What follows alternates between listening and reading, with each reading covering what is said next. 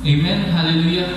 Magandang umaga sa ating lahat. Ito na naman ay pagkakataon natin upang sambahin at purihin ng Panginoon. Alam ko na walang makakapigil sa atin upang awitan ng ating Diyos na buhay. Amen. So sa umaga nito, bigyan natin yung best praises natin and let's glorify the Lord. Hallelujah. Awitan po natin siya. Halika na at magpuri sa Panginoon. Yes, Lord. Hallelujah. Panginoon, karapat-dapat ng purihan. Hallelujah. Oh, hallelujah.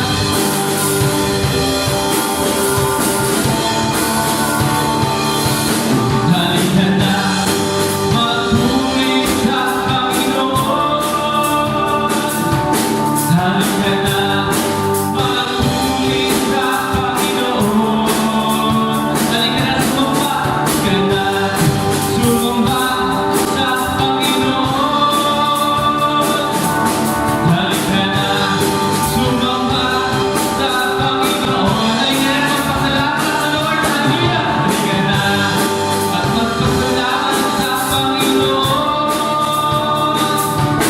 Halika na, magpasalamat sa Panginoon. Itataas sa ating kamay at ating ituway. Nagagalak ang puso ko pag sa'yo ay kasabay. Purihin ang Diyos. Hallelujah! Oh, hallelujah! Halika na, sumayaw sa Panginoon. Yes, Lord. Halika na, sumayaw sa Panginoon. Halika na, sumigaw sa Panginoon. Halika na, sumigaw sa Panginoon. Halika na, magpuri. Halika na, magpuri sa Panginoon. Halika na, magpuri sa Panginoon. Itataas sa aking kamay at ating ituway. Nagagalak ang puso ko pag kayo ay kasabay.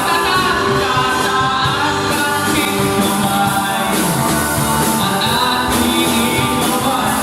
Nagagalak ang puso ko pag kayo ay kasabay. Purihin ang Diyos. Lord, hallelujah! O Panginoon, kami nagagalak magpuri sa iyo. Kami nagagalak sumamba at umawit sa iyo, Panginoon. Hallelujah! Karapat-dapat kang awitan. Karapat-dapat kang sambahin, O Lord. Ito ay araw mo, Panginoon. Oh, hallelujah! Yes, Lord. Purihin ka. Itataas sa aking kamay at ating ituway. Nagagalak ang puso ko pag kayo ay kasabay. Itataas sa aking kamay at ating ituway. Nagagalak ang puso ko pag kayo ay kasabay. Itataas sa aking kamay at ating ituway. Nagagalak ang puso ko kayo ay kasabay. Purihin ang Diyos. Hallelujah! Purihin ang Panginoon. Hallelujah! Purihin ang Diyos. Yes, Lord. Hallelujah! Purihin ang Diyos. Hallelujah! Yes, Lord. Hallelujah! Panginoon, sa umagang ito, wala kang ibang aawitan, pupurihin at sasambahin. Hallelujah! Isang bagay po na natutunan ko kay Nanay Gloria, kay Nam, ay sa kahit na anong sitwasyon ng buhay natin, kahit na anong panahon ang kaharapin natin, lagi lang tayong lumapit sa Panginoon. Lagi lang tayong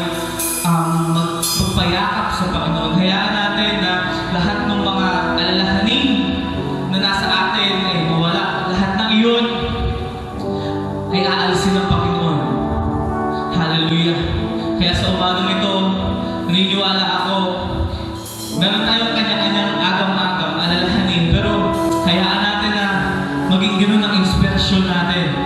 Gawin natin ba ang umagang ito ang siyang mag-wash away ng lahat ng mga agam-agam, alalahanin, pagtataka, pagtatanong na meron tayo sa isip natin. Bigyan natin sa Panginoon. Hayaan natin na tulungan niya tayo. Hallelujah. Lord, ikaw maging sentro, Panginoon. Hallelujah. Ang gawain na ito. Wala kaming abang aawitan, purihin, sasambahin. Maliban sa iyo, O Lord. Hallelujah. Hindi kami mapapagod, magsasawa, O Panginoon. Hallelujah. Yes, Lord. Hallelujah. Purihin ka, Panginoon. Hallelujah. Yes, Lord. Oh, hallelujah.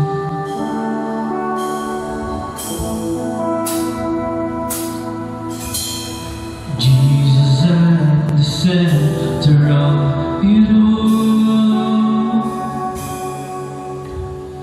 Jesus at the center of it all. Lord.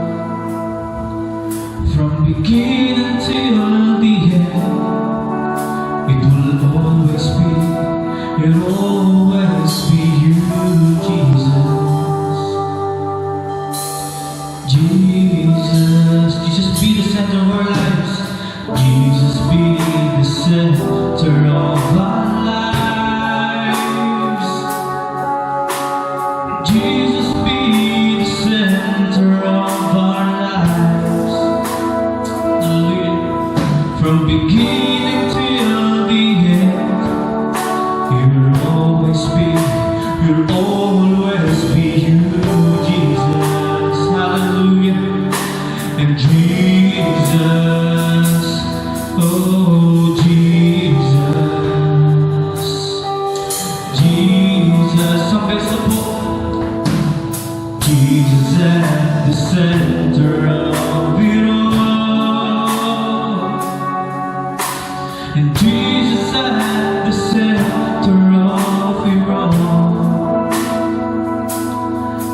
From beginning till the end, it will always be you,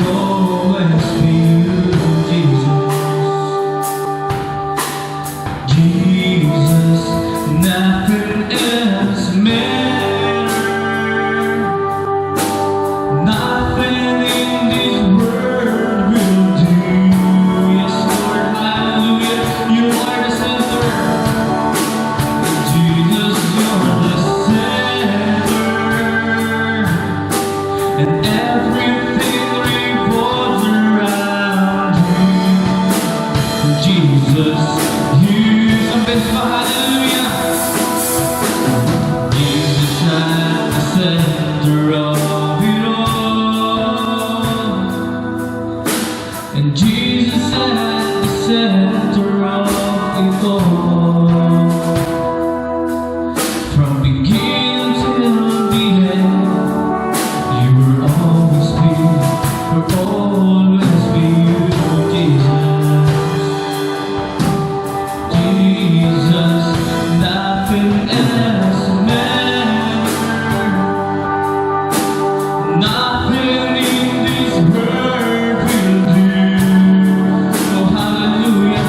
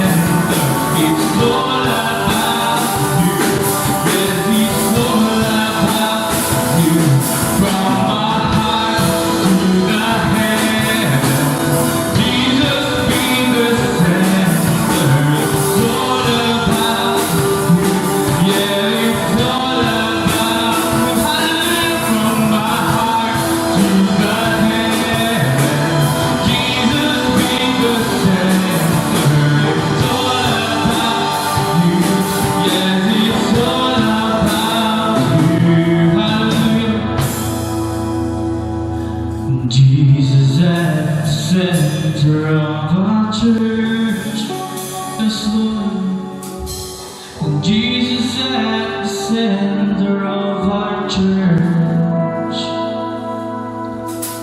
and every knee will bow, and every tongue confess you, Jesus, Jesus, oh, Jesus, Jesus.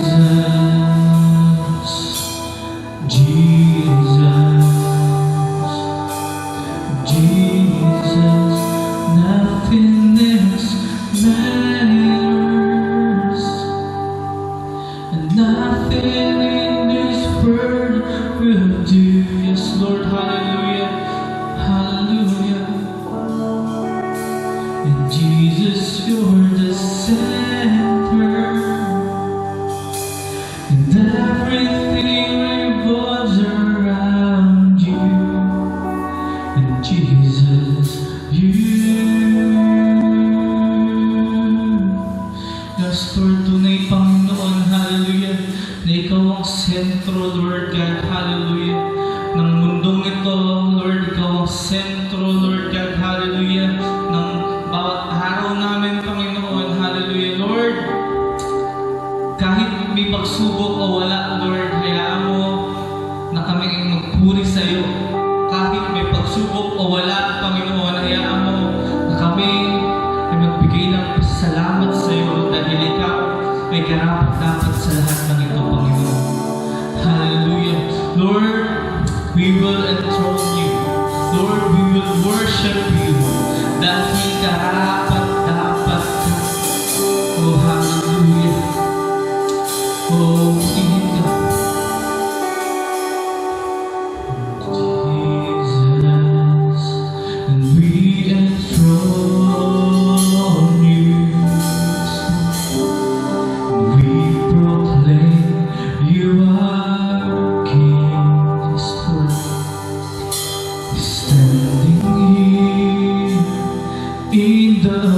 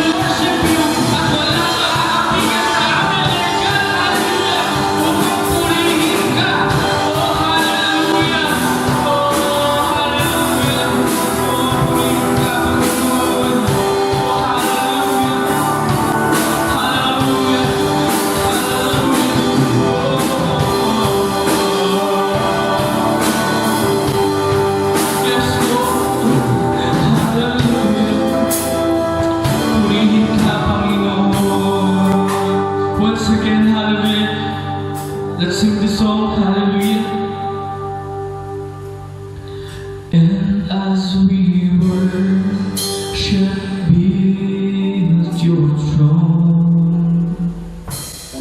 And as we worship, build your throne. And as we worship, build your throne. Come, Lord Jesus, and take your place. Yes, Lord, salamat, Lord, sa umagang ito. And Lord, ito na yung sabi ng awitin, Lord. Come, Lord Jesus, and take your place.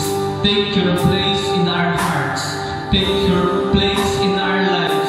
Take your place in this situation, Panginoon. Take your place sa gitna ng pandemic na ito, Panginoon. Take your place, Lord God, sa lahat ng suliranin namin, Panginoon. Take your place, Lord God, sa lahat ng magagandang bagay na nangyari sa amin, Panginoon. Take your place always in our lives, Lord.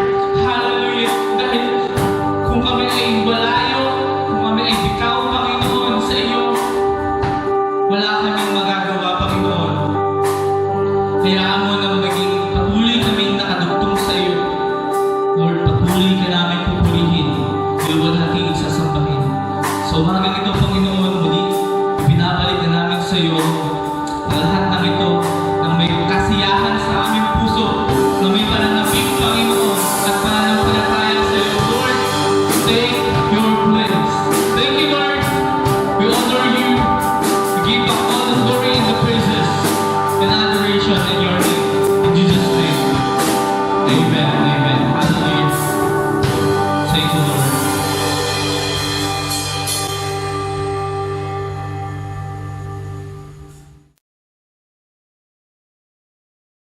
Okay, magandang umaga mga kapatid sa Panginoon. Muli, nagpupuri at nagpapasalamat tayo sa ating dakilang Diyos. Dahil sa kabila ng nangyayari, dati tayo makakayang nagkakaroon ng live worship. Subalit muli ay nagkaroon ng ibinalik yung MG CQ. Kaya ano ba ng Panginoon na mapigil yung ating yung live na pagsamba sa Panginoon, pero hindi kaya pigilin ang malaya na ating pagbibigay ng mensahe at malaya nating pagkilala at pagsamba mula sa ating mga sariling tahanan. Ako'y nananampalataya na kung paano ang isang nakakilala kay Kristo ay uhaw sa kanyang salita, hindi matigil na maging ang mga ganitong kaparaanan ay magagamit ang technology upang ang ganitong gawain ay magpatuloy, hindi kayang pigilin ng anumang bagay. Kaya bilang pasisimulan natin ng ating gawain sa paghahayag ng salita ng Diyos, buksan po natin ang ating mga banal na kasulatan sa unang Juan, kapitulo 1, talatang 1 hanggang 4. Babasahin ko sa English, King James Version. Itong nakasulat. That which from the beginning, which we have heard, which we have seen with our eyes, which we have looked upon, and our hands have handled of the word of life. For the life was manifested, and we have seen it, and bear witness, and show unto you the eternal life, which was with the Father, and was manifested unto us. That which we have seen and heard, clearly unto you, that ye also may have fellowship with us. Truly, our fellowship is with the Father and with His Son Jesus Christ. And these things write we unto you, that your joy may be full. Dito mapapansin natin ang sumulat si Apostol Juan. Alam natin sa 12 alagad ng Panginoon, simula ng unang araw ng pagministry ng Panginoon hanggang sa siya ay maipako sa krus, hanggang sa siya ay mamatay, kasama ang 12 ang mga alagad na ito. Hindi nakasama si Judas doon sa huling yugto ng buhay ng Panginoon Kristo. Yung last night, bago nung ipagkanulo niya ang Panginoon Jesus, hindi nakasama si Judas. Pero itong si Apostol Juan, kasama ito hanggang sa muling pagkabuhay ng Panginoon Kristo, kasama siya. Kaya itong sulat niya, na sabi niya na yung kanya, that which was from the beginning, which we have heard, which we have seen with our eyes, which we have looked upon. So, ibig sabihin sa simula ng pagmiministeryo ng Panginoon, mismong literal na kanilang narinig, nakita ng kanilang mga mata, napagmasdan, nahipo ng kanilang mga kamay, at walang iba kung hindi ang Panginoon Jesus ang kanyang tinutukoy dito. Kaya napakapalad nila. Napakapalad ng mga alagad nito na nakita na, nakasama, nahipo, at namasdan nila ang Panginoong Jesucristo. At sa ating kalalagayan, dito natin mapapansin na kilalang kilala ni Juan itong si Jesus ng kanyang pinapangaral. Kilalang kilala niya.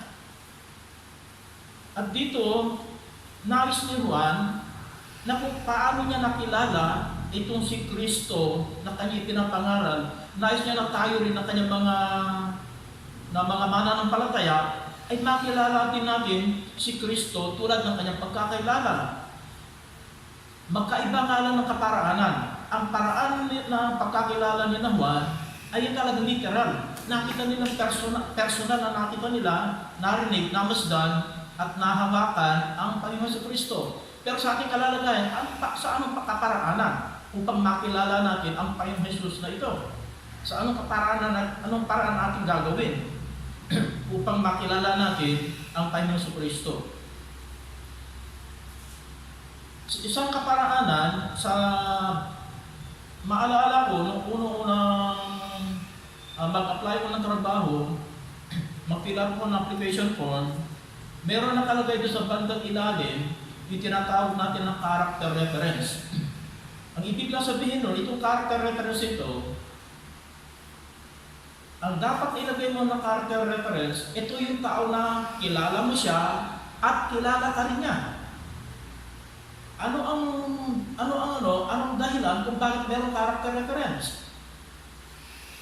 At ang ilalagay mo na dapat ilalagay mo ng character reference ay talagang kilala ka niya. Kasi pagdating ng time na kailangan ng employer o kaya ng interviewer na kilalanin ka, kilatisin ka, tatawagan itong tao na inilagay ng character reference mo. Halimbawa, nilagay mo na character reference mo si Brother R. At kung ikaw ay naging estudyante ni Brother R sa school na kanyang pinagtuturuan, malamang kilala ka. At kung ano man itatanong sa iyo, kung halimbawa itatanong si Brother R, mabait ba ito estudyante, naging estudyante mo ba ito? Ito ba yung mabait? Masunurin? Yan ba yung magalang? Sumusunod ba sa mga patakaran? Ito yung trabaho ng character reference. So, ibig lang sabihin, ito lang kilala ni Brother R. Kapag nasagot ni Brother R ng positibo, lahat ng mga tanong nito ng employer, tanggap yung aplikante. Kasi merong character reference na nagpatunay na kilala niya. Sa ating kalalagayan, ang Panginoon Kristo, kung ano kaya? Kung ang Panginoon Kristo kaya ang magbigay sa atin ng character reference, at sasabihin ng Panginoon Kristo, ako ilagay mo ng character reference nga, at ako ay merong apply ng trabaho, at ikaw ilalagay mo ng character reference. Ganon ang sitwasyon. Ngayon, kapag inilagay ng Panginoon Kristo, si Pastor Alan, ng character reference niya, at nandito yung interviewer, tatanungin si Pastor Alan, gaano mo kayo kakilala itong si Jesu Kristo? Gaano kalalim mo siya kakilala? Ito, dito ngayon, pumapasok yung ating pananampalataya. Ngayon, kung si Pastor Alan, kahapon lang niya nakilala ang Panginoon Kristo, ano yung sasagot niya? Ay, hindi ko masyadong yan kasi kahapon ko lang narinig ang pangalan niyan. Pero, kung ilang taon na nakilala ni Pastor Alan ang Panginoon Kristo, naranasan na niya yung kapangyarihan ng Panginoon Kristo, at naipabuhay na niya yung mga aral na mula sa Panginoon Kristo, at napatunayan niya itong mga salita ng Panginoon Kristo ay totoo, may kapangyarihan sa kanyang buhay, sasabihin, ay, totoo yan. Ang Panginoon Kristo, totoo na sinasabi niya. Ito yung character reference. Ibig lang sabihin, kilalang-kilala niya. At ito ang ating pag-uusapan ngayong araw na ito. Gaano ba natin kakilala ang Panginoong Hesus Kristo? Gaano ba natin kakilala? At sa isang meron isang banalot na pangyayari na marami ng mga Kristiyano na matagal ng mananampalataya, pero kung tatanungin mo kung sino si Kristo sa kanilang buhay, ano na ba ang kanilang naranasan sa kanilang buhay, sa kanilang pagsunod kay Kristo, ano na ba yung nagagawa ng mga aral ni Kristo sa kanilang buhay, gaano na sila kakalalim sa pananampalataya sa Panginoon Kristo, baka hindi na ito masagot ng diretsahan. At ito nakakalungkot, na kapag hindi malalim ang pagkakilala mo sa Panginoon Kristo, na kahit ikaw isang relihiyosong tao, dito magkakaroon tayo ng masasabit tayo, kung salitang masasabit tayo. Baka ating pananampalataya, tagilid. Baka ang ating kaligtasan ay tagilid. Aba, may Panginoong Hesus ka, hindi mo pala siya lubos ang kilala. Kaya ito ngayon ang natin, dapat natin na malalaman. Dapat natin ngayon na matutunan. Gaano ba natin na kalalim ang ating pagkakilala sa Panginoon Kristo?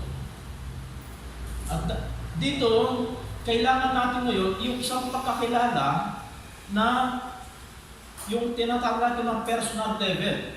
Kapag sinabing personal level, ito hindi mo itinuturing o kaya huwag mo nang isipin ang Panginoon Kristo ay Diyos siya. Kasi kung titignan mo Panginoon Kristo na Diyos siya, talaga hindi mo kayang abutin. Hindi mo kayang gayahin. Matatakot kang lumapit. Ganon. Pero dahil ang Panginoon Kristo ay nagkataong tao, dito natin ipapasok yung tinatawag na personal level. Ka-level natin siya. Nagkataong tao siya. Totoong may kataong tao. At tayo ay mga mananampalataya sa Kanya. Dito natin ngayon dapat na kilalanin ang Panginoong Kristo, Panginoong Hesus, through personal level.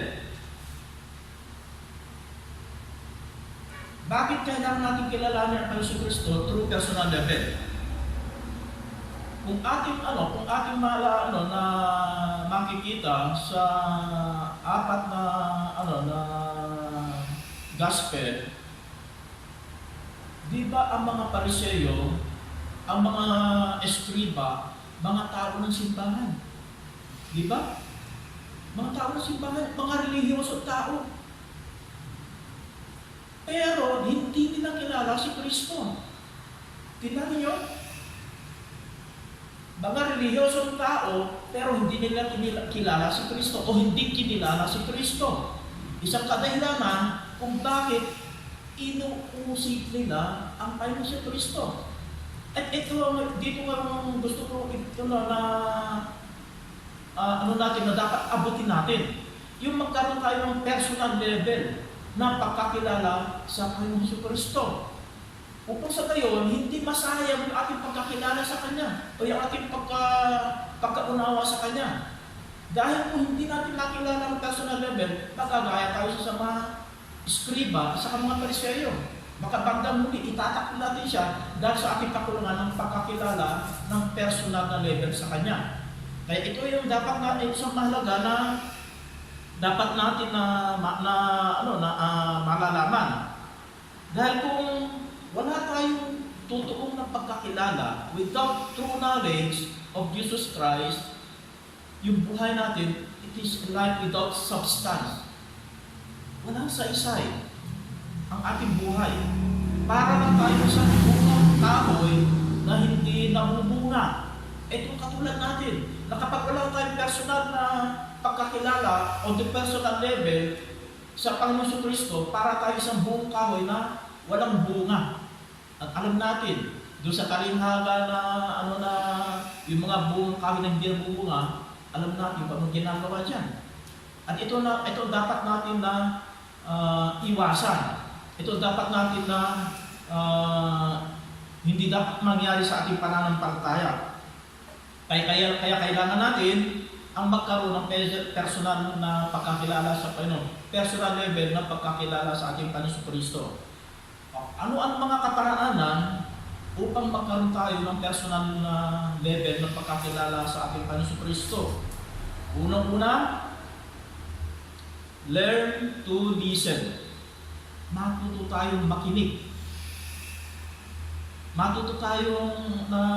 Matutunan natin na alamin kung ano yung kalooban ng Panginoon Kristo. Kung paano itong si Juan, Apostol Juan, na kilala niya itong si Kristo, doon sa sa 1 John chapter 1 verse 1, sabi, that which from the beginning which we have heard, which we have seen with our eyes, which we have looked at, and our hands have touched, this we proclaim concerning the Word of God. Kaya dito, ang gusto ng Panginoon Hesus Kristo, we want to know Him deeper, to know. Sa salitang Hebreo, yung word na to know, yada, sa English normal na pangulugan ito sa English, ay yung basta makilala mo siya, yung external na pagkakilala. Kilala mo nang exist na siya. Ako, kilala ko si Brother Rene, si Brother Mike, kilala ko sila. Hanggang doon lang. Ito yung tinatawag na external na pagkakilala. Pero sa salitang Hebreo, yung tinatawag na yada, to know, ito iba yung ipangahulugan nito. Ibang pangahulugan. Kasi ibig sabihin ng to know, sa Hebreo, ito yung intimate relationship. Intimate relationship yan. Ang intimate relationship, ito ay nararanasan lamang sa isang mag-asawa. Ang asawa, ang buhay ng lalaki at saka ng babae, nung sila mag-asawa na, nung sila pinag-isa ng Panginoon, iisang katawan, isang espiritu, ang kanilang buhay, isang bukas na aklat na. Wala ka nang itatago. Alam na alam ng asawang lalaki kung ano yung ugali ng kanyang asawang babae. Alam na alam niya kung ano din mga sa ating salitang mga nakakasama sa kanya. Ano ba yung ayaw niyang ginagawa mo? At ganoon din yung asawang lalaki, alam ng kanyang asawang babae, ano kaya gusto ng asawa na ulam? Ano ba yung paborito niyang luto? Alam na alam niya lahat. Ultimo yung ugali mo, lahat ng pananalita mo, ultimo yung pananamit mo, kilala. Ito yung tinatawag na intimate relationship. At ito ang gusto ng Panginoon sa atin. Magkaroon ka ng intimate relationship sa Kanya. At paano ito mangyayari? Paano itong gagawin na magkaroon tayo ng intimate relationship sa ating Panginoon sa Kristo? Una-una, train to listen to Jesus in prayer. Matuto tayo makinig o makinig sa Panginoon sa pamamagitan ng pananalangin. Kadalasan, ang pananalangin, ito ay one-way conversation. one-way conversation ang pananalangin. Di ba kapag nananalangin tayo, Panginoon, ito po ang gusto ko. Ingatan mo nga kami buong pamilya. Ingatan mo kaming lahat sa anumang sakit, karamdaman. At ang aking anak na nag-aral, ingatan mo din siya. Ilayo mo siya sa mga masasamang barkada. At sa aking asawa ng tatrabaho, ingatan mo siya sa aksidente. At sa aming mga malilit anak, huwag mong hayaan sila magkasakit. Ito yung pananalangin, one-way conversation. Nang ating paglapit sa Panginoon, para ba tayong pupunta sa shopping mall, dala-dala natin yung listahan, lahat natin bibilhin, pagkatapos mo ibigay yung lahat ng lista, nabili mo lahat, tapos na. Ang pananalangin ganun. One-way conversation. Napatapos mo sabihin ang listahan na gusto mo sa Panginoon, tapos na. Ito ba ay nakinig ba tayo sa Panginoon? Hindi. Ang Panginoon, pinakinggan tayo. Pero tayo ba nakinig sa Panginoon doon sa pananalangin yun? So, paano gawin natin para ang Panginoon naman, para marinig natin naman ang Panginoon? Anong gagawin natin para marinig natin ang tinig ng Panginoon sa ating pananalangin? Pagkatapos nating manalangin, huwag nating gawin yung, lalo na sa mga kabataan, pagkatapos manalangin, ano ang nasa isip? Itutuloy yung, teka, baka naghihintay yung mga kasama ko sa laro, sa FM. Pagkatapos, meron kang importante na laro, na hindi pa tapos inaabagan mo lang amen sa pananalangin mo at ang isip mo nandun agad sa laro na yon. Hindi mo marinig ang tinig ng Panginoon sa ganung kaparaanan ng pananalangin. So anong gawin natin? Dapat after tayo manalangin, umupo tayo, manahimik tayo, tapos i-recall natin gaano ba kabuti ang Panginoon sa akin, sa aking buong pamilya. I-record ko ngayon, ano ba yung mga mabubuting bagay na ginawa ng Panginoon sa akin? Ito, hindi ko makakalimutan isang bagay na ginawa ng Panginoon sa aking buhay. Naku, hindi nag-intervene ang Panginoon, baka matinding aksidente ang inabot ko. Kahit kailan, hindi ko sinabi kay Colette ito kasi masyadong yung asawa ko na matatakotin niya sa pagdating sa kalsada. Pero isang beses, hindi niya alam ang nangyari. Papunta kami ng Clark, tapos nandiyan kami sa Hermosa, may nakadaya ng pababa, galing bundok, tumatakbo ka ng 80 kilometers, biglang-bigla, merong tatawid na tricycle. Ang haba ng diin ko sa busina. Naku, hindi siya umabig, pabalik, sapon ko siya. Either may nangyari sa akin, may nangyari sa kanya. Maaari niya ikamatay kung nabangga ko siya, kung nagtuloy-tuloy siya.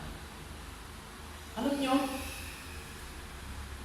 yung isang bagay na yun, kapag i-reflect ko sa aking pagkatapos manalangin, i-reflect mo, ay, hindi pala kabuti ang Panginoon.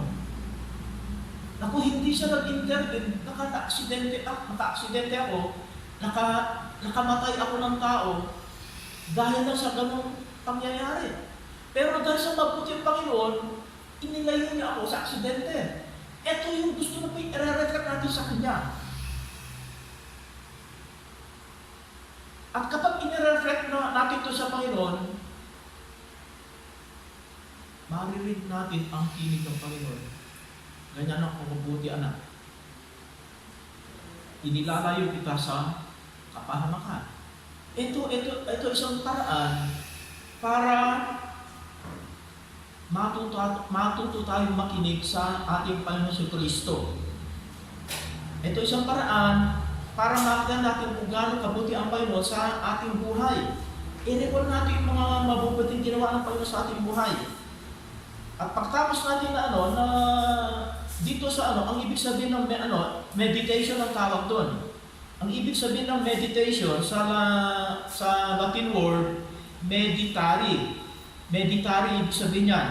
Na ang ibig sabihin, which has a range of meanings including to reflect on, to study, and to practice. O ito ibig sabihin, i-reflect mo yung kabutihan ng Panginoon. Meditation, meditare. I-reflect mo yung kabutihan ng Panginoon sa buhay mo. Na anong araw na hindi ka pa nakakilala sa Panginoon, ano ba ang buhay mo? Masaya ba? O magulo ang buhay mo nung hindi ka pa nakakilala sa Panginoon? Hindi ba medyo magulo ang buhay? Parang walang direksyon ang buhay mo? O ito i-reflect mo. Pagkatapos ng i-reflect, pag-aralan mo. Ay, ganun pala kabuti ang Panginoon. Na nung makilala ko siya, itinuro sa akin yung tamang paraan ng pamumuhay. Pinag-aralan mo. O pagkatapos mo pag-aralan mo sa ang ng Panginoon, ang kanyang mga aral sa iyo, i-practice mo. Ipabuhay mo. Ang sabi ng Panginoon sa iyo, magtiwala ka sa akin. I-practice mo. Meron mga dumarating na pagsubok, mabibigat ang problema, mga hamon sa buhay, i-practice mo yung faith mo. Ito yung meditare tinatawag. Meditation. I-reflect mo yung kabutihan ng Panginoon, pag-aralan mo yung mga utos niya o kaya mga kalooban niya sa buhay mo, pagkatapos ng pag-aralan, i-practice mo. Ito yung tinatawag na meditation. At sa ganitong kaparaanan, makikita natin, tayo ay nakikinig. Nakikinig tayo.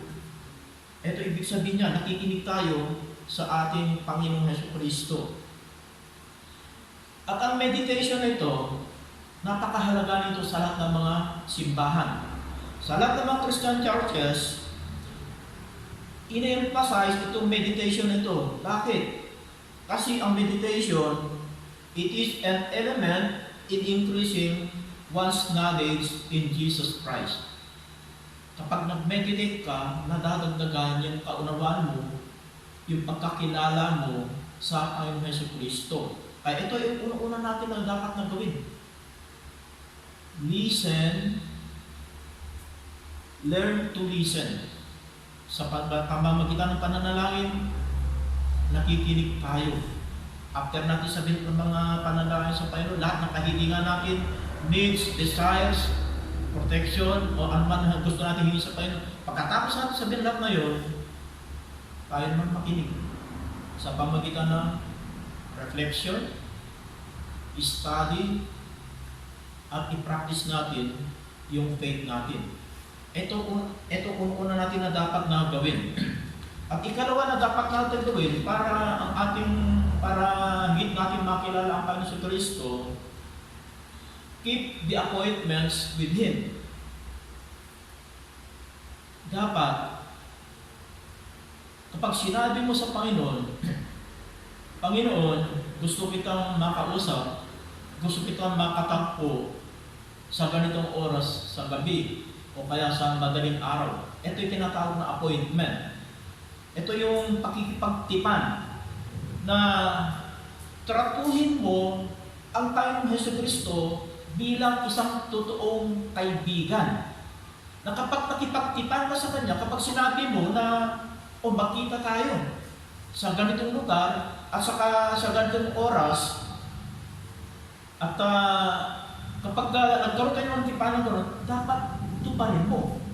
Kasi kaibigan mo siya, bakari mo siyang kaibigan. At kapag hindi mo ginawa yun,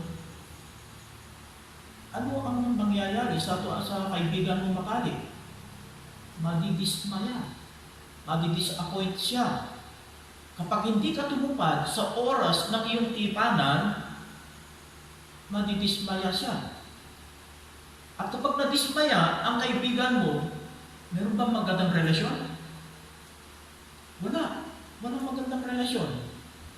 Hindi mo siya mapuputol yung pagkilala mo na sa Kanya ng lubusan, mapuputol. Kaya walang iniwan sa sa isang tao na inimbita ng kanyang matalik na kaibigan sa kanyang sa kanyang bahay ng hapunan. Sinabi niya sa kanyang kaibigan, "Pre, punta ka sa bahay, maghapunan tayo. Mga alas 7 ng gabi, maghapunan tayo."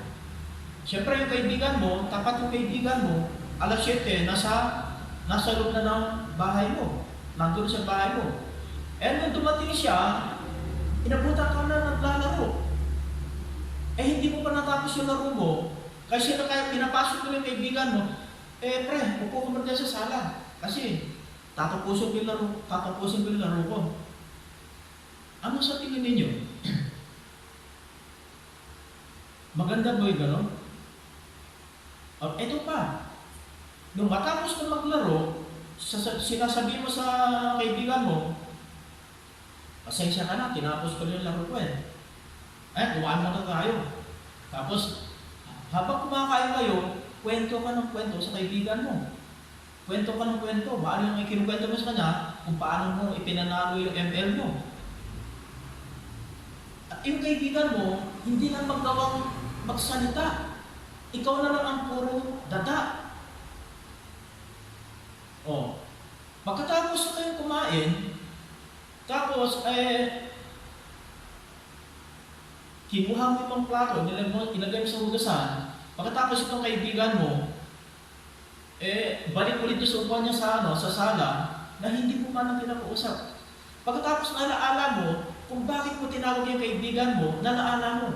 Pre, kaya ka tinawag kasi ito, meron kong gusto mong sa'yo, na ipagawa sa'yo ibibigay mo yung listahan ng na gusto mong gawin ng kaibigan mo.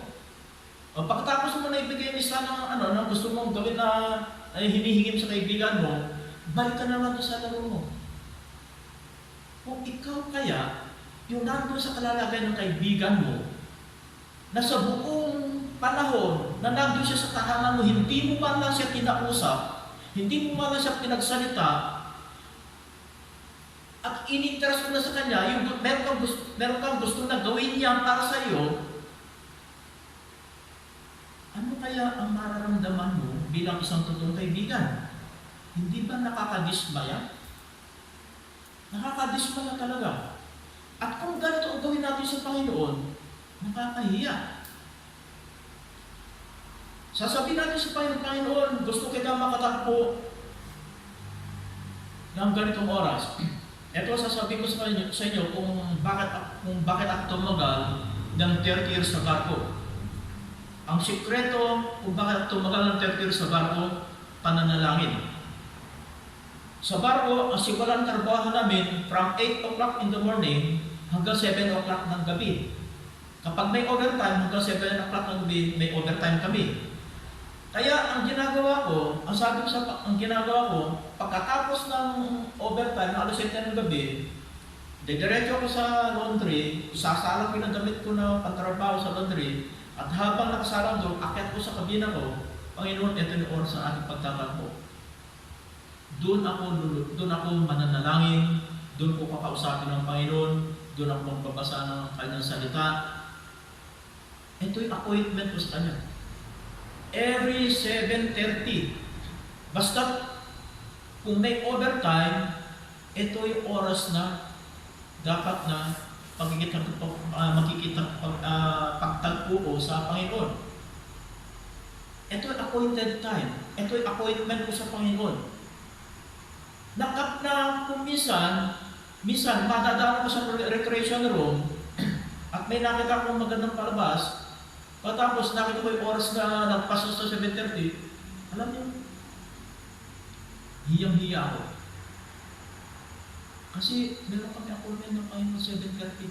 Nakakahiya na hindi ka sumipo sa oras na sinabi mo para kausapin mo ang kaibigan mo, para kausapin mo ang Panginoon mo. Kaya ito yung ikalawa na dapat natin na gawin. Makipag-appoint tayo sa Panginoon. Anong oras ba maganda na kausapin mo ang Panginoon sa buhay mo? Kung sa inyong tahanan, meron kayong maliit na anak, maaaring madaling araw. O kung may trabaho kayo at maaga kayong na kumakain, maaaring alas 8, alas 8, alas 9, alas 11. O kung ang convenient time para sa iyo as sa Panginoon, kapag sinasabi convenient, yung walang abala sa pagtipan mo sa Panginoon, ito dapat na gawing appointment mo sa Panginoon. Ito yung dapat natin ikaroon ng bagay na dapat natin na gawin. Makipag-appoint tayo sa Panginoon. Makipag-appointment tayo sa Panginoon. Kailangan ito. Upang sa gayon, higit natin na makilala, higit natin na maunawaan ang kalooban ng Panginoon Kristo sa ating buhay. Ito yung ikalawa na dapat natin gawin. Keep the appointments with Him. Sa ating Panginoon, makipag-appointment tayo. At ang ikatlo na maaari natin gawin, o dapat natin gawin, cultivate the right relationship. Alagaan mo, pangalagaan mo, isang tamang relasyon sa Panginoon. At paano natin mapangalagaan ang isang relasyon? Sa anumang relasyon ng tao, relasyon mo sa anak mo, sa asawa mo, sa kaibigan mo, sa katrabaho mo, ang isa sa pinaka-pangkaraniwan na ginagawa para mapanatili ang relasyon, yung tamang relasyon, ay yung tinatawag natin na communication. Yung paghahayagan, yung pag-uusap. Ito yung tinatawag natin na na communication. Communication is key to any relationship. And with God, it's no different. Na kung paano ang komunikasyon sa tao, ito yung susi para magkaroon ka ng magandang relasyon, walang iniwan ito sa Panginoon. Dapat meron kang pakikipag-usap o meron kang tamang oras ng pakikipag-communicate sa ating Panginoon. O, ano yung mga kaparaanan para makipag-communicate ang Panginoon sa atin o tayo makipag-communicate sa Panginoon? Unang-una, read the Bible. Magbasa tayo ng Biblia. O, pangkaraniwan ito. Basang-basa na itong salita ito. Magbasa ng Biblia, basang-basa na yan. Pero titingnan natin, ano ba ang dahilan kung bakit kailangan natin basahin ang Biblia? Unang-una, makita natin na kapag nagbabasa tayo ng Biblia, ang sabi dito, God reveals His character and His will through the Scriptures. Hindi lahat ng Panginoon yung kanyang ugali, ang kanyang kalooban sa pamamagitan ng banal na kasulatan. O sa halimbawa, magbigay tayo ng isang halimbawa.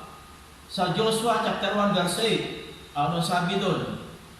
Keep this book of the law always on your lips. Meditate on it day and night, so that you may be careful to do everything written in it. Then you will be prosperous and successful. Nakita ninyo na nandito yung kalooban ng Panginoon, nandito yung kanyang karakter. Ano ang karakter ng Panginoon dito? Anong gusto ng Panginoon dito? Keep this book of the law. Panatilihin mo itong aklat ng Panginoon sa iyong bibig, sa iyong puso. Panatilihin mo. Pagkatapos, i-meditate mo. Nasabi ko kanya kung ano yung meditation. I-meditate mo ang salita ng Panginoon. Araw at gabi. Bakit kailan natin ito i-meditate araw at gabi? Ano ang kalooban niya? Bakit niya pinapagawa ito? Itong karakter pa ito, inutusan tayo. Bakit niya tayo inutusan na i-meditate ito? Kasi nga, ang gusto niya, so that you will be prosperous and successful. O ito yung kalooban ng Panginoon. Ito ang will niya. Na ikaw ay managana hindi ka managana, magtatagumpay ka pa. Ito yung dahilan kung bakit kailangan basahin natin ang Biblia. Ito ang dahilan kung bakit na ipinag-uutos ng Panginoon na basahin natin ang kanyang salita araw at gabi. Isa pang verse na ating tutunghayan dito sa aklat ni Juan, chapter 5, verse 39 to 40. Ganito ang mababasa natin. You study the scriptures diligently because you think that in them you have eternal life. Kaya yung binabasa o sinasaliksik ang banal na kasulatan kasi nalalaman ninyo na nandyan ang buhay na walang hanggan. O ito yung isang dahilan. Ano kung may buhay na walang hanggan? Sa mga tao na hindi nakakaunawa nito, meron na tayong buhay na walang hanggan na, tama na yun. Tama rin narinig ko isang beses ang pangangarap na yan. Tama rin isang beses yung narinig ko na yung Bible study na yan, yung topic na yan. Tama na yan. Pero nasabi ng Panginoon, pag-aralan natin na study diligently. Kasi nga, ito yung gusto ng Panginoon sa atin. Gaano ba kahalaga ang buhay na walang hanggan? Bakit ba sabi ko ba pag-aralan nyo mga gusto yan? Ang salita ko. Kasi nga, diyan ninyo nasumpungan ang buhay na walang hanggan. Ganun ba kadali ang buhay na walang hanggan na tinanggap natin? Wala bang nangyari before na tinanggap yung buhay na walang hanggan? Wala bang nangyari? Ngayon, kung hindi mo alam, kung hindi mo pag-aaralan ang Biblia, hindi mo alam kung paano nangyari nagkaroon ka ng buhay na walang hanggan. Pero pag pinag-aralan mo kung bakit ikaw nagkaroon ng buhay na walang hanggan, kung bakit ang Panginoon Kristo ay napako sa krus, kung bakit siya na hindi na nakasala ay napako sa krus, at tayo na makasalanan, hindi tayo yung ipinako sa krus, kapag natutunan mo yan, ma-appreciate mo itong tinatawag na eternal life. Hindi mo mai-appreciate ang buhay na walang hanggan kapag kung hindi mo alam kung paano ito nangyari. At malalaman mo lang ang pangyayari ito kapag nagbasa ka ng Biblia. Kaya ito ang sabi dyan. You study the scriptures diligently because you think that in them you have eternal life. These are the very scriptures that testifies about me. Itong mismong salita ng Diyos ang nagpapatotoo patungkol sa ating Panginoon sa Kristo. Kaya ito yung gusto ng Panginoon sa atin na magbasa tayo ng Biblia day and night.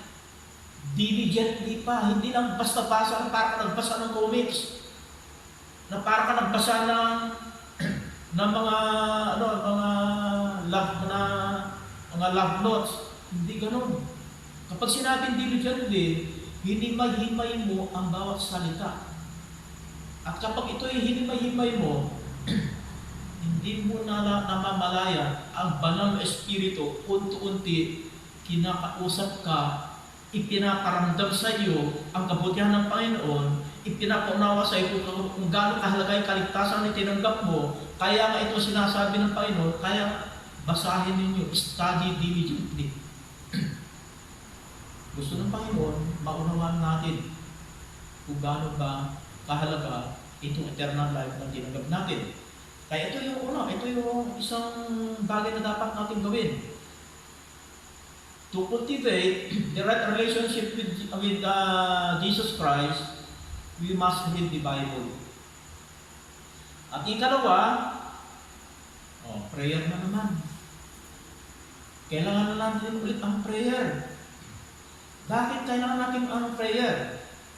Ang sabi rito, through prayer, God hears our thoughts, needs, and desires.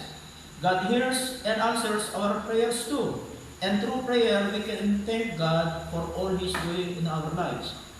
Sa pamamagitan lamang ng pananalangin, naihahayag natin yung ating damdamin sa Panginoon, yung ating pangangailangan, yung ating naisin, yung ating mga alalahanin sa buhay. Sa pamamagitan ng pananalangin, naihahatid natin sa Panginoon. Ipaparating natin sa Panginoon lahat ng ating kakailanganin.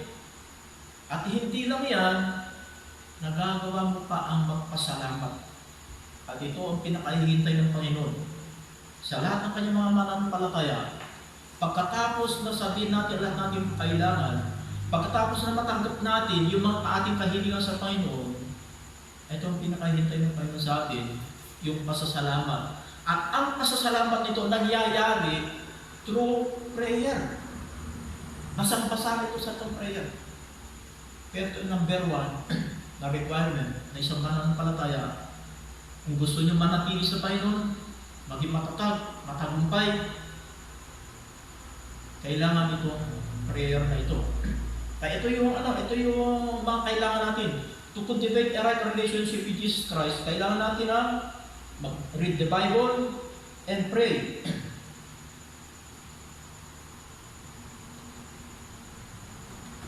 Walang iniwan ang tamang pagkikipagrelasyon sa Panginoon. Ito yung walang iniwan sa isang lalaki na sa isang lugar o kaya sa isang party o kaya sa isang pagtitipon na meron siyang nakakalaw na isang babae na parang ito yata yung gusto kong na magiging partner in life. Nakita mo. Pagkatapos nakita itong babae nito, after mo mamit yung babae na yun, wala na kayong, hindi mo na siya ulit nakita. Meron ba kayong relasyon? Wala. Wala kayong relasyon. Nakita mo na siya. Hindi naman kayo nag-usap. Ngayon, kung gusto mo na i-cultivate ang relationship mo sa isang babae o kaya sa sino mang tao na gusto mo na lumalim ang inyong relasyon sa isa't isa, kailangan kausapin mo siya. Kailangan kilalanin mo siya. Kailangan malaman mo ang kanyang history, ang kanyang family background, yung mga likes niya at saka dislikes, o ano ba yung gusto niya sa kanyang magiging kinabukasan. Ang lahat nito, na kapag ito ang napag-usapan ninyo, at kapag ito ay nagkaroon kayo ng tinatawag na maayos na pag-usap, at nagkataon naman na yung mga gusto niya, yun ang gusto mo, dito ngayon, pumapasok na kayo ngayon sa isang relasyon. Pumapasok na kayo ngayon sa isang relasyon. At ang relasyon na ito na iyong binubuo, nangyayari lamang dahil nag-uusap kayo. Inihayag ng babae sa iyo yung kanyang kalooban. At ikaw naman, sinabi mo sa kanya kung ano yung plano mo. So, that time, nagkaroon kayo ng communication. Nagkaroon kayo ng pagkakaunawaan, pagkakaintindihan. At pagkatapos nung nakita niyo parang compatible, yung gusto niya at saka yung gusto mo, pumasok na po ngayon sa isang relasyon. At nung pumasok na kayo sa isang relasyon, ultimo yung isang bagay na halimbawa lang, kung nagkaroon na kayo ng relasyon, at ikaw na lalaki, nakapagsalita ka ng parang nasaktan kaibigan mong babae, naramdaman mo na parang nalungkot siya, meron kang nasabi na hindi maganda, nalungkot siya, anong gagawin mo? Hindi pa sinasabi ng babae na, oy, humingi ka ng kapatawaran sa akin. Hindi pa sinasabi yun. Sinasasabi mo sa baba sa parelasyon mo, pasensya ka na. Hindi pala maganda yung sinabi ko. Hindi pala maganda yung ginawa ko. sa ganito kaparaan, itong relasyon na ito, nakukultivate ninyo. At naayos ninyo itong ganitong relasyon.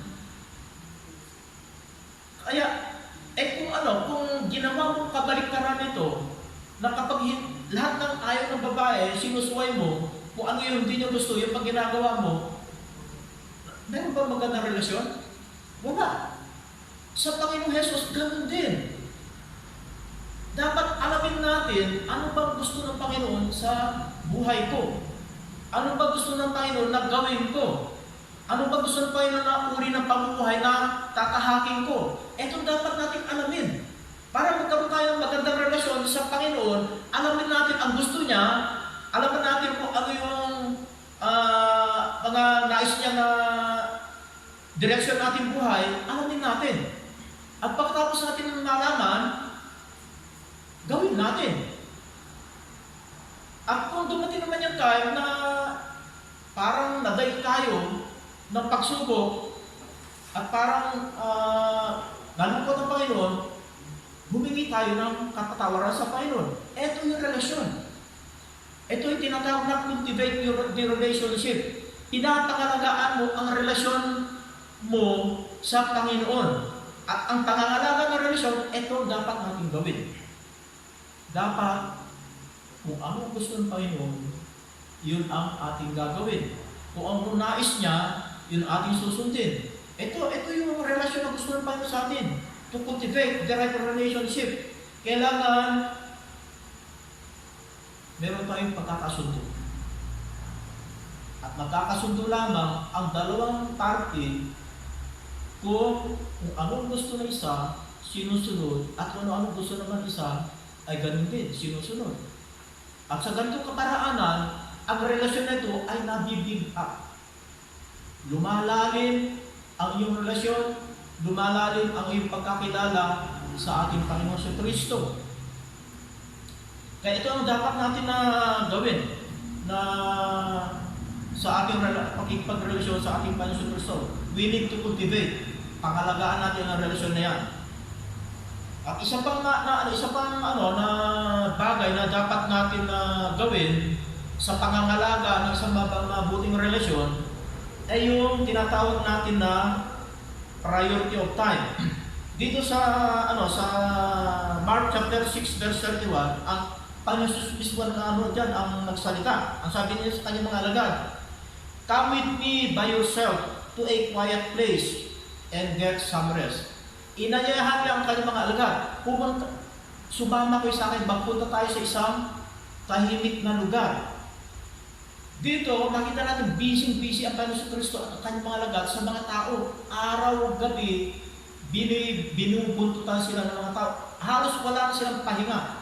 Pero ang sabi ng Panginoon sa kanyang mga alagad, sumama mo sa akin, pumunta tayo sa isang tahimik na lugar. Ano ibig sabihin doon? Dapat meron kayong magtakda kayo ng oras. Prioritize your time. Ipa-prioritize mo yung time mo sa Panginoon. Paano ba ipa-prioritize ang oras mo sa Panginoon?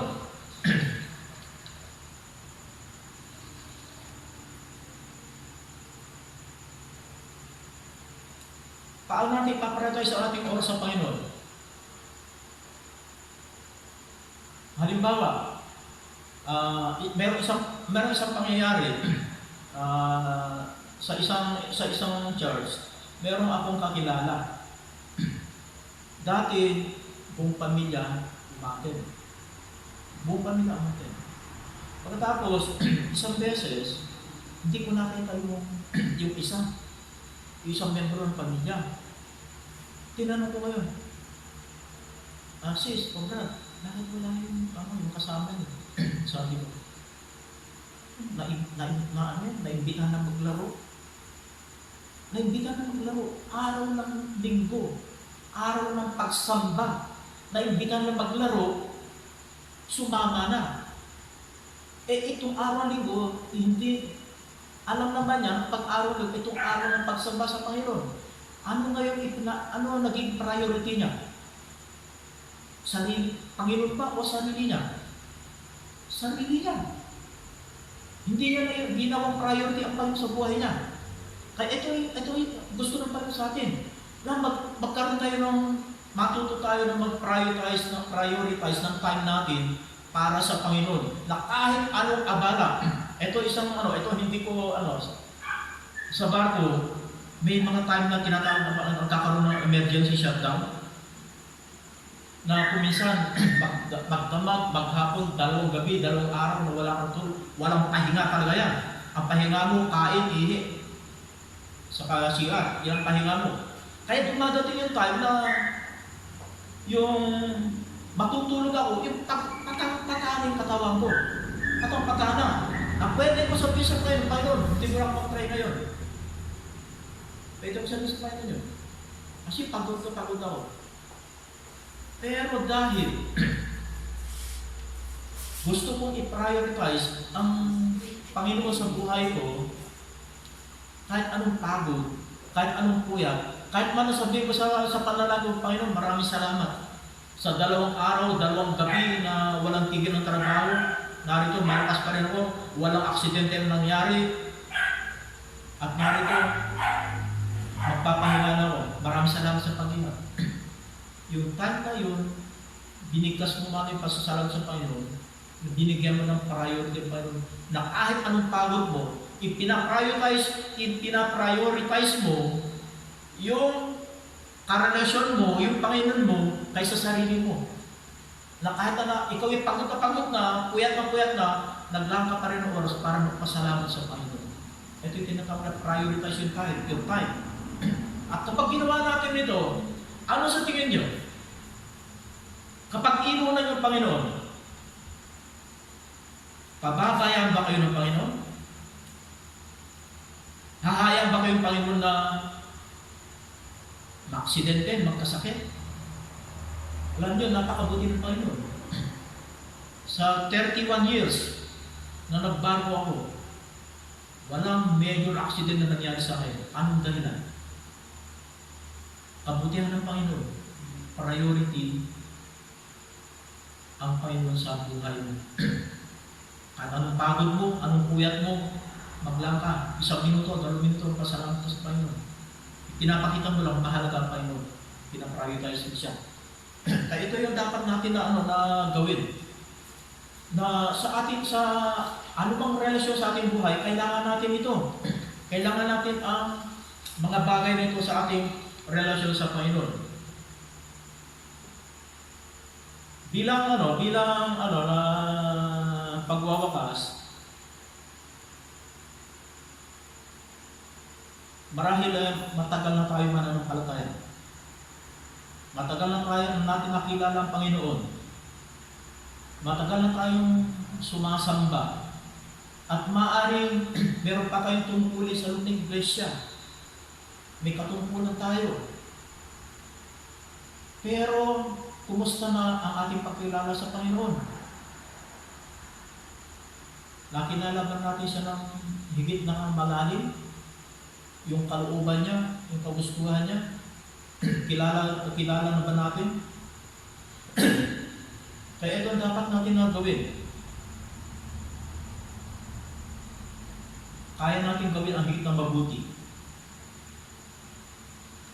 And we can do a lot better to know how much about our Lord and Savior by una-una, listen to Him in prayer and meditate on His words. Keeping our appointments with Him by treating Him as a real person. And cultivate the right relationship with Jesus through a consistent communication and prioritizing your time with God. Ito dapat natin gawin. Merong isang bilang na illustration dito sa ating pag-aralan. Merong isang unang missionary na tumuntong sa Japan. Alam natin ang mga missionary, kapag yan nagpunta sa isang bansa, ang unang gawin nila, ang Biblia, ita-translate sa native language or dialect ng sa isang bansa. At dito sa ating bansa, Noong unang-unang mga missionary na punta dito, ang unang-unang target nila, i-translate ang Biblia sa Tagalog o ilang dialect na. Ang i-translate sa Pilipinas. Ito unang ginawa. At ito nangyari. At merong isang young Japanese na gustong-gusto niya ang matutunan ng English. Kaya ang ginawa ng mga missionary nito, ay binigay sa kanya yung The Gospel of John. Na ito ang gagawin niya, itong part niya, para i-translate ang Biblia sa kanyang sariling wika sa Nihongo. I-translate sa salitang Nihongo. At habang binabasa itong Hapon, itong Book of John, bigla siyang hindi siya mapakali. Hindi siya mapalagay. Habang binabasa niya, maramang kumikilos ang banal na espiritu sa kanyang buhay. Hindi siya mapakali, hindi siya mapalagay. At dahil hindi siya mapalagay, napasigaw siya. Ang sabi niya, "Who is this man about whom I have been reading? This Jesus." Sino ba itong tao na ito na aking binabasa? Itong si Kristo. Ang sabi niya, sino ba ito? Itong tao na aking binabasa, sino ba ito? Ang sabi niya, "You call him a man?" Tinatawag niyo siya ay tao. Tapos ang pinakahuli sinabi niya, "But he must be God." Kita niyo, first time na isang young Japanese, first time binigay sa kanya ang Book of John, i-translate lang sa kanyang sariling wika, hindi siya mapalagay. Kumilos ang Panginoon. At yung pagkilos ng Panginoon yun, natuklasan niya. Sinasabi ng tao si Kristo, hindi. He must be God. Sa mga nag-aral sa Bible School, alam na alam nila yan. Yung Book of John, kung ano yung main na katuruan dyan. Ang sinasabi, si Kristo ay anak ng Diyos. Kahit hindi nagkamali itong Hapon ito, first time na nabasa niya, nagtatranslate pa rin siya, hindi siya mapakali. Bakit? Meron siyang natutunan. Nakaroon siya ng relasyon. Nalaman niya na si Kristo hindi lamang tao, kung hindi Diyos. Ito nagagawa ng tao na kapag nagbabasa ka ng Biblia, nade-develop yung karakter mo, yung relasyon mo, nade-develop yung pamumuhay mo. At higit sa lahat, kapag nagpahayag sa iyong Panginoon, hindi makunawa ng ibang tao yung kagalakan na meron ka. Katulad itong Hapon nito, hindi siya mapakali. Napasigaw siya ng tao, sino ba itong tao na ito ang binabasa? Na sinasabi nila siya tao, pero siya Diyos. Nagpahayag ang banal na espiritu sa kanya.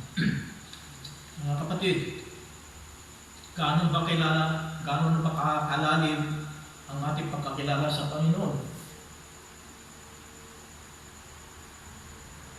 Nagagawa ba natin? Nagawa na ba natin ang matutong makinig sa Kanya sa pamagitan ng pananalangin, sa pamagitan ng pakikipagtipan sa Kanya sa takdang oras, keep an appointment with Him? Nagawa na ba natin na i-cultivate yung right relationship natin sa Panginoon?